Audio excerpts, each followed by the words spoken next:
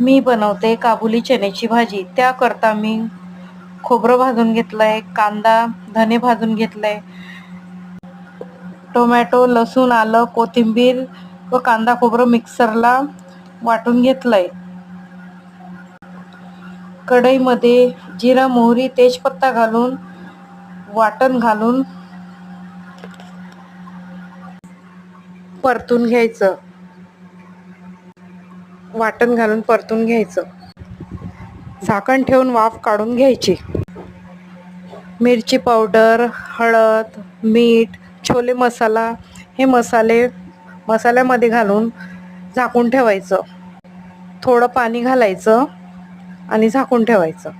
मसाला परतून झाल्यानंतर चणा व बटाटा मी कुकरला वाफवून घेतला. त्यानंतर ते मसाल्यामध्ये सोडायचं आणि उकळी येऊ द्यायची.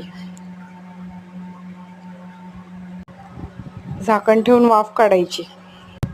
आपण लागेल तेवढं पाणी याच्यामध्ये सोडू शकतो. शिजल्यानंतर वरून कोथिंबीर घालायची आणि बघा मस्तपैकी आपले काबुली चना तयार आहे. मी नवीन यूट्यूबर आहे, माझं काही चुकलं असेल तर मला माफ करा.